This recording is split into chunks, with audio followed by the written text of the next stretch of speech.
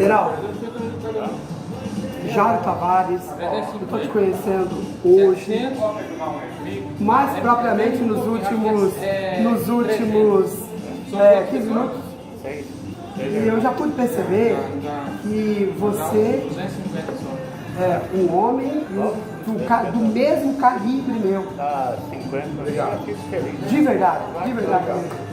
Olha, eu estava dizendo para você agora há pouco que o país que nós vivemos, não a nossa terra, a nossa terra chamada Brasil, é verdadeiramente um paraíso de comida, de prazeres, de turismo, enfim. Essa é a nossa terra.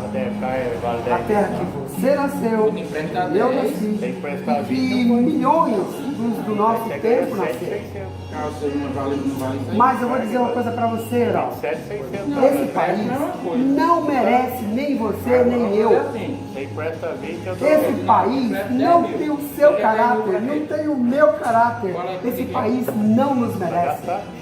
Esse país desprezou homens de verdade. Homens que se pegam assim na mão, firme e forte. E é homem.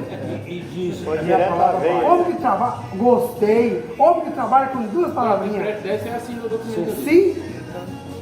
Não. Fechou? Homem que não vem aqui no bar e fala assim, vou pagar depois, e não paga. Esse tipo de gente não é você, não é eu fazer e não faço.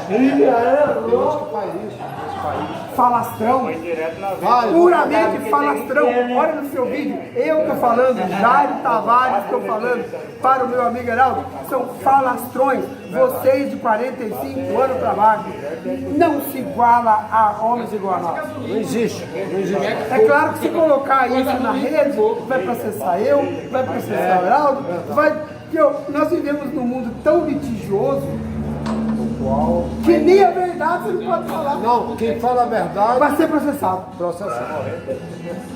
Aqui, ó, vai ser processado. Se falar a verdade, não pode falar a verdade. Vamos cenar aqui. Agora. Por isso, Heraldo, olha lá dentro, ó, que esse mundo não nos merece. Porque nós somos a última geração de homens de verdade. Baixa pra ele, pra você aparecer lá aí, ó. Tô mentindo? Não. Estou mentindo? Não.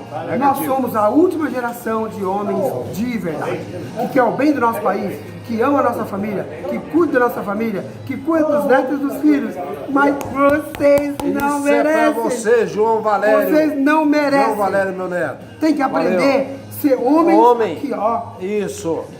De verdade.